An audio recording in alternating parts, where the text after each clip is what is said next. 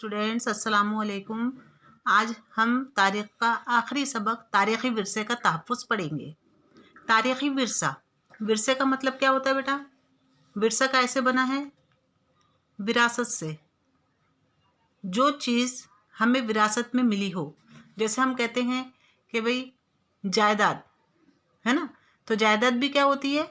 कुछ जायदाद ऐसी होती हैं जो विरासत में मिलती हैं। विरासत में यानी हमारे आबा व अजदाद या हमारे बाप या हमारे दादा या नाना या माँ, इनकी तरफ से हासिल शुदा जो भी जायदाद होती है उसे हम विरासती जायदाद कहते हैं। जिस तरह की हम तहजीब हासिल करते हैं ये भी एक विरासती जायदाद है ना, क्योंकि ये चीज़ हमें विरासत में मिली हुई है। हम तालीम हासिल कर रहे हैं तो ये भी विरासती जायदाद है। अब हमारा जो टॉपिक है वो है तारीख़ी विरसे का तहफ़्फ़ुज़। हमारे मुल्क में तारीख़ के ज़रिए विरासत हासिल हुई है, उस विरासत का तहफ़्फ़ुज़, ये हमारा आज का टॉपिक है। इंग्लिश में विरसे को हेरिटेज कहा जाता है। इंग्लिश में आपने ये वर्ड सुना होगा, है ना, हेरिटेज। कैसा हेरिटेज है? तारीख़ी यानी हिस्टोरिकल। ठीक है। अभी जो तारीख़ी विरसे का तहफ़्फ़ुज़ है, ये तारीख़ी विरसा कहाँ से हासिल हुआ है? हमें मालूम है कि तारीख़ के अंदर 3 दौर गुज़रे हैं। ये तो आपको पता ही है कि 3 दौर गुज़रे हैं। एक है कदीम दौर, जिसको इंग्लिश में एंशिएंट पीरियड कहा जाता है। अभी एंशिएंट पीरियड कब था? बिफोर 6th सेंचुरी, यानी 6ठी सदी ईस्वी से पहले। इसमें भी अलग अलग दौर हैं। हज़रत ईसा की पैदाइश से भी 2500 साल पहले से इस दौर की शुरुआत हुई है। ये कौन से दौर की बात हो रही है बेटा? ये उस वक्त की बात हो रही है जब इंसान बासलाहियत नहीं था। जब हमने पढ़ा है ना हिस्ट्री में कि इंसानी इर्तिका का ज़हूर, है ना, इंसान किस तरह से आज हम जो नज़र आते हैं, हम क्या पहले ऐसे थे? नहीं थे। आपको पता है, आपने साइंस में भी पढ़ा है ना, कि पहले इंसान किस तरह का था, झुका हुआ था, पेशानी चौड़ी हुआ करती थी, पूरी बॉडी पे बाल हुआ करते थे, वो खड़े भी नहीं रह पाता था। फिर धीरे धीरे उसके अंदर सलाहियत पैदा होती गई और वो सिर्फ खड़ा ही नहीं हुआ बल्कि अपने आसपास की चीज़ों से तजुर्बा हासिल करते हुए उसने उन चीज़ों का इस्तेमाल भी किया। मतलब हमें मालूम है कि इंसान कैसे बासलाहियत बना। आपने पढ़ा है सेपियन, होमोसेपियन, ये सब चीज़ें आप पढ़ चुके हैं, है ना। अब ये जो ज़माना था कदीम ज़माना, यहाँ लिखा है इंडस सिविलाइजेशन, यानी ये दरिया सिंध की बात हो रही है। जब हिमालय के ऊपर का हिस्सा, मतलब जहाँ पे दरिया सिंध बहता है, वो वाला इलाका, चाइना, इधर से मिस्र, उसके बाद मेसोपोटामिया, ये वाला जो हिस्सा हुआ करता था, ये सब आपस में जुड़े हुए थे, एक दूसरे से तिजारत किया करते थे, अफ़गानिस्तान वगैरह के इलाके। इसी दौर का एक हिस्सा है ये जो दौर है, ये है हड़प्पा मोहनजोदारो का दौर। ये कौन सा ज़माना आ गया? धात का ज़माना। उससे पहले हमने देखा है पत्थर का ज़माना हुआ करता था। धात के ज़माने के भी 3 अलग अलग धातें आई, उसका ज़माना, है ना। तो ये हो गया कदीम ज़माना। उसके बाद हिस्ट्री यानी तारीख़ का दूसरा दौर जो आया वो था ऐद वस्ता का ज़माना, जो भारत में 13वीं सदी से 16वीं सदी तक रहा।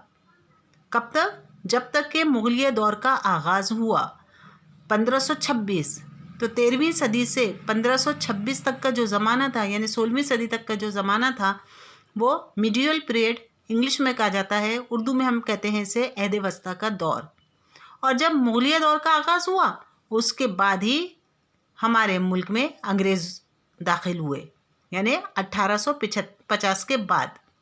तो 1850 के बाद का जो दौर था वो दौर कहलाया मॉडर्न पीरियड, या इसको हम उर्दू में अहद जदीद भी कहते हैं। ठीक है, अब आपका ये पॉइंट क्लियर हो गया।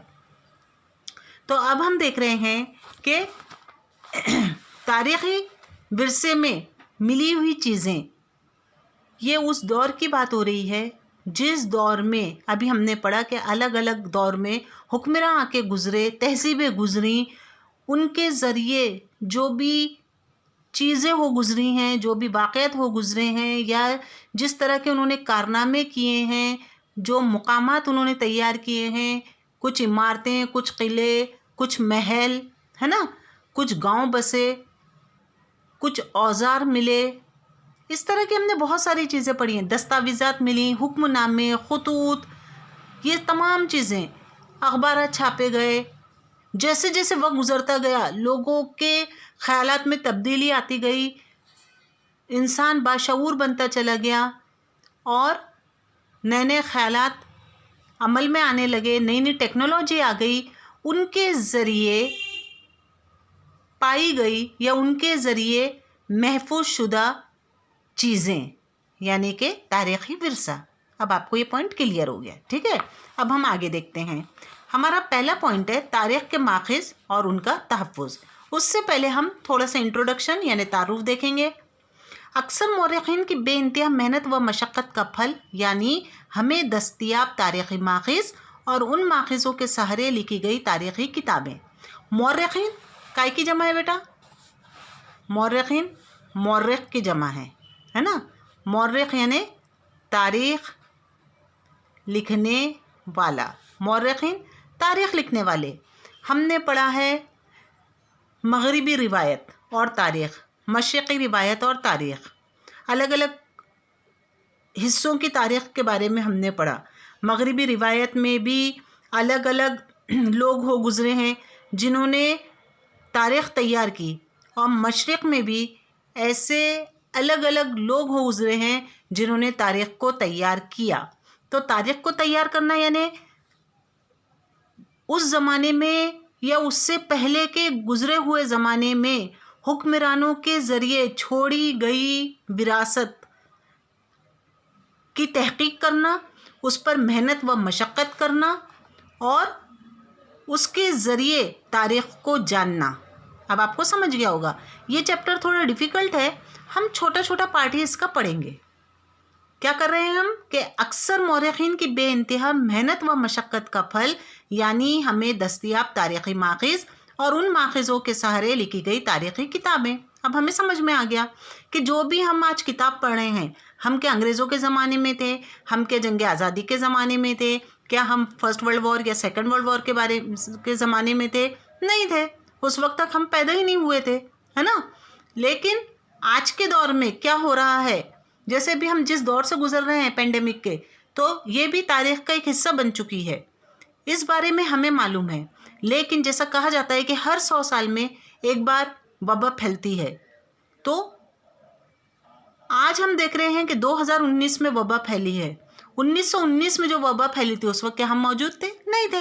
لیکن کچھ ایسی چیزیں ہیں جن کے ذریعے ہمیں اس بات کا علم ہے، جو کہ بالکل یقینی طور پر ہمیں اس بات پر بھروسہ دلاتی ہیں کہ 1919 میں بھی اسی طرح کی وبا پھیلی تھی. ویسے ہی 1819 میں بھی، 1719 میں بھی کبھی جو ہے کوئی بیماری پھیلی کسی الگ نام سے، کبھی کوئی بیماری پھیلی کسی الگ نام سے. لیکن آج کی ٹیکنالوجی اور اس زمانے کی ٹیکنالوجی میں زمین آسمان کا فرق تھا. تو اب یہ تمام چیزیں ہمیں کیسے معلوم ہوئی؟ یا ابھی جیسے میں نے تمہیں جنگ کے بارے میں بتایا، یا حکمراں الگ الگ ہو گزرے کہ بھئی کبھی چندر گپت موریہ تھے، کبھی شیواجی آ گئے، کبھی انگریز تھے، کبھی مغل تھے، کبھی الگ الگ جگہ کے جو تھے حکمراں تھے. افغان سے بھی ہمارے یہاں حکمراں آئے، عراق ایران سے بھی لوگ ہمارے آئے، الگ الگ ہمارے یہاں تہذیبیں بسیں. تو ان سب کی ہمیں جانکاری کہاں سے ہوئی؟ ان سب کی جانکاری ہمیں مورخین نے دی. اب ان مورخوں کو کہاں سے ملی یہ جانکاری؟ انہوں نے بے انتہا محنت و مشقت کی، اور جو بھی اس زمانے کی دستیاب تاریخی ماخذ تھے ان کے ذریعے انہوں نے اس زمانے کی تاریخ کو ہم تک پہنچایا. کبھی کہیں پہ مہریں مل گئیں، کہیں پہ کوئی کٹ پتلی مل گئی، کہیں پہ کسی طرح کا کوئی تامر پٹ مل گیا، کہیں پہ کوئی کتبہ مل گیا. سمجھ میں آ رہا ہے آپ کے؟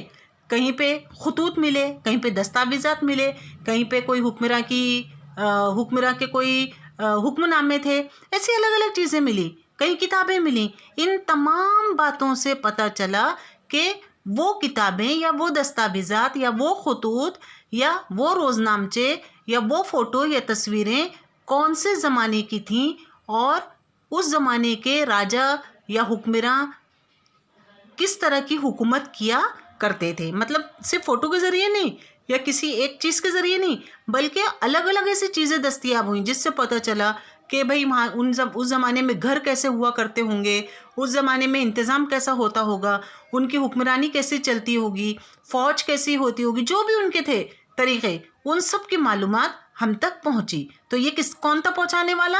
मौर्रिख थे। ठीक है, क्लियर हो गया। अब यहाँ पे तारीख़ी माखिज़ दिया हुआ है, तो हमने इससे पहले ही पढ़ लिया है कि माखिज़ का मतलब होता है ख़जाना, ख़जाने की जमा यानी माखिज़। हमें पता है कि माखिज़ भी 3 तरह के हैं। आपने पढ़ा ना इससे पहले कि माखिज़ 3 तरह के हैं। पहला जो है वो ज़ुबानी माखिज़, दूसरा जो है वो तबई माखिज़ और एक है तहरीरी माखिज़। ठीक है ना, इस तरह से 3 अलग अलग माखिज़ हैं। ज़ुबानी माखिज़ यानी कौन से ज़माने की बात हो रही है? एकदम शुरुआती ज़माने की, इंसानी इर्तिक़ा के ज़माने की, है ना। फिर तबई माखिज़ आया और उसके बाद फिर तहरीरी माखिज़, यानी ये जदीद दौर की बात है। इस बेशकीमती तारीख़ी विरसे की निगहदाश्त और तहफ़्फ़ुज़ और अहम तरीन दस्तावेज़ात, तारीख़ी किताबें, क़दीम अशिया को पेश करने का काम अजायब घर, मुहाफ़िज़ खाने और कुतुब खाने करते हैं। अब उस ज़माने में जो भी चीज़ें दस्तयाब हुई, चाहे वो कोई बर्तन हो या किसी तरह का कोई मोहर हो या किसी तरह की कोई ताम्रपीठ हो या कोई नक्श निगारी का सामान हो, किताबें हों, जो भी चीज़ें हैं, उन सबको महफूज करना ज़रूरी है। और महफूज करने का काम कौन करता है? या तो अजायब घर यानी या तो म्यूज़ियम्स करते हैं, या फिर मुहाफ़िज़ खाने यानी जहाँ पर के चीज़ों को महफूज रखा जाता है, या कुतुब खाने यानी लाइब्रेरीज़ वगैरह इन तमाम चीज़ों की हिफाजत करती हैं।